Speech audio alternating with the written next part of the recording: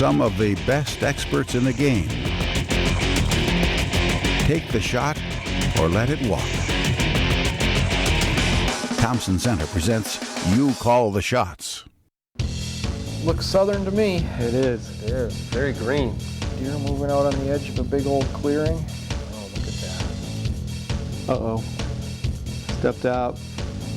You know, those southern deer, when they walk out, they look. Yeah. They're looking up at See trees. his ear turn. They're looking. What's And going on? 168 yards away, and he knows there's somebody there. It looks like he might have caught the guy a little bit unawares. I mean, he isn't ready. Maybe he came in where he wasn't expecting. He's wired. You got to be careful here.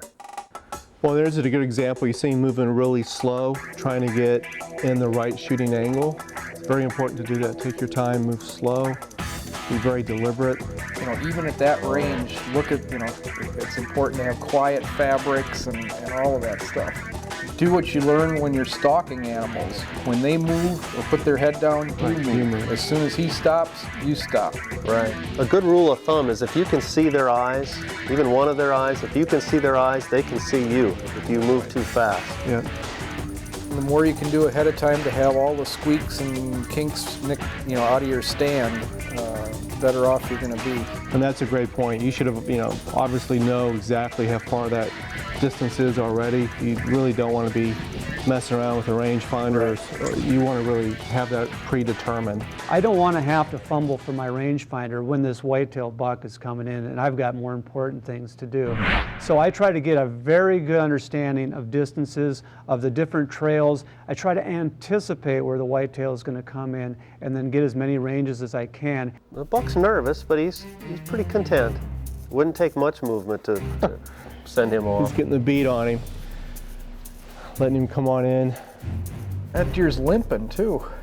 One tactic that I use on all big game, and it's not necessarily a tactic, I'd probably call it more of a strategy, and that's using game calls and noises to stop an animal when and where I want it to stop so I can get a standing shot. So how do you stop game? Hey, use game calls. It's natural sound in the outdoors. It's things they're hearing because they're checking out, see what's going on, and if you've got your crosshairs on that animal, you get a good count of 1, 2, 3, boom, you got a standing shot on an animal that's not trying to escape. There we go. Well, now he's in a little bit closer, 308, and he got moved around in position with a good rest. What do you think? That's a dead deer. I'd be putting it down right now.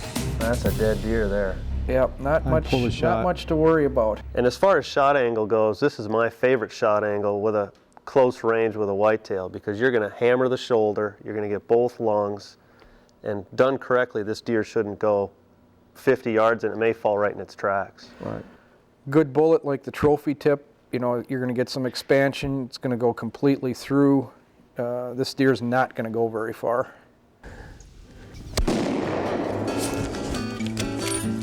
So that clearing in the pines has got a food plot. It does, Bill. I actually have hunted that area before, and you know, usually in the mornings we're hunting hardwoods, but in the afternoons we're headed to those food plots. And if you just take your time and be patient, a lot of times you can be rewarded with a nice deer walking out from the pines late in the day.